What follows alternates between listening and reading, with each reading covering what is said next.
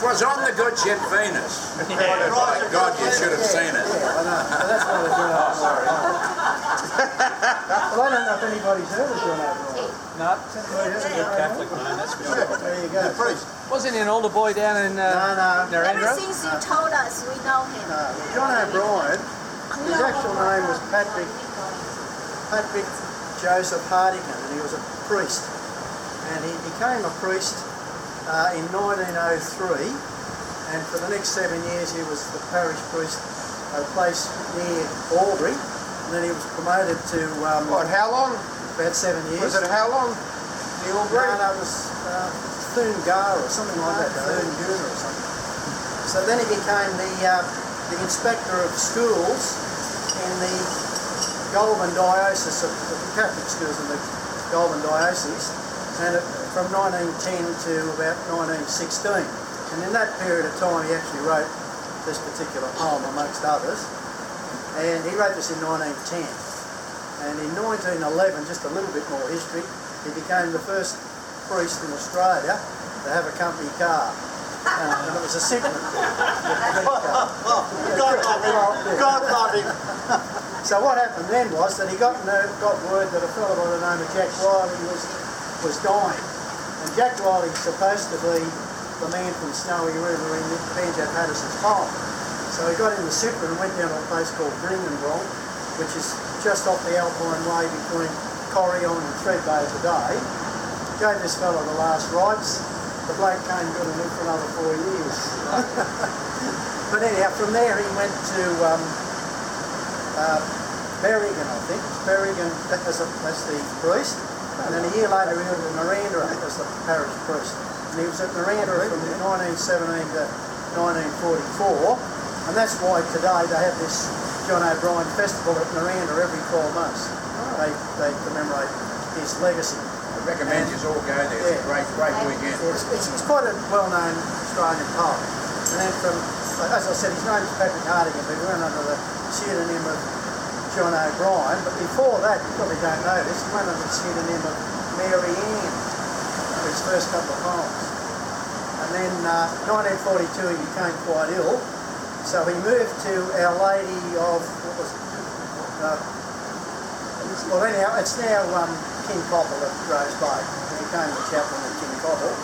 He developed cancer in 1951, died in 1952. He had a requiem mass at St Mary's Cathedral. He was buried with his parents at North Rock Cemetery.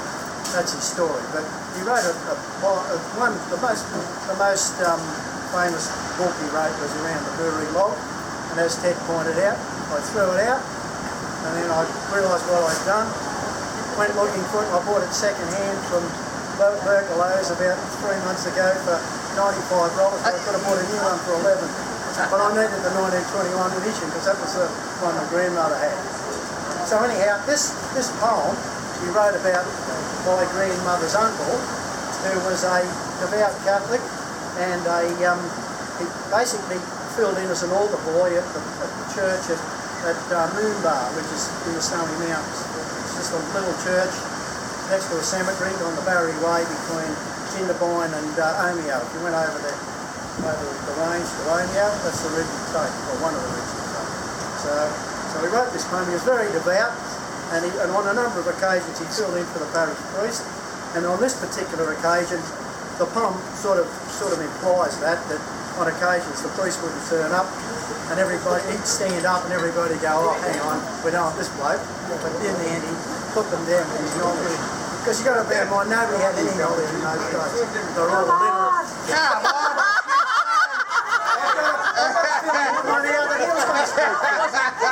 Wasn't that the poem? This is it all. This is what they call the fill-in.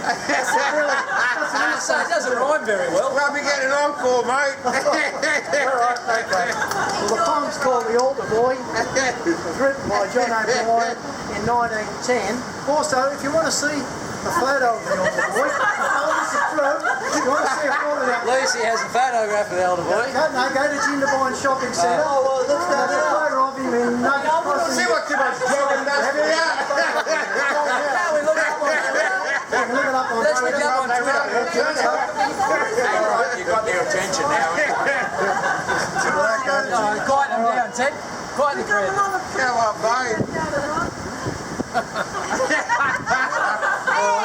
You're out of the picture now. What time's the final shot, Glenn? I'm starting.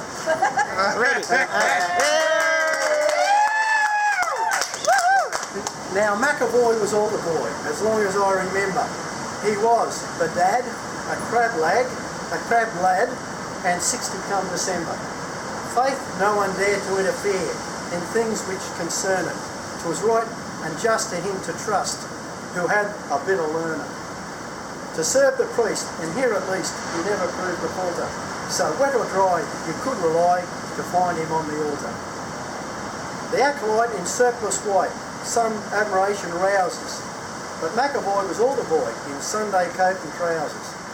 The depths behind him plumbing, in dread I wot, he was once caught. The priest might be coming.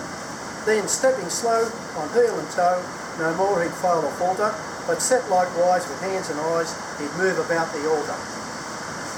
A master stroke of other folk might start the opposition, and some meb in jealousy redoubt their erudition.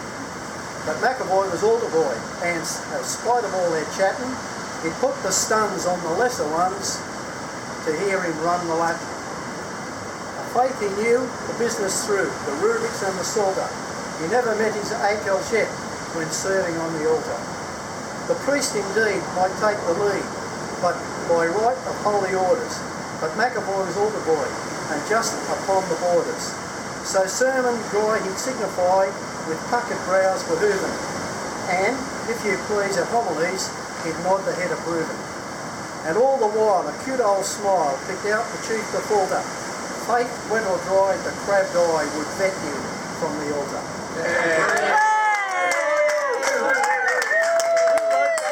John O'Brien. You tell me a bit about him, I don't know.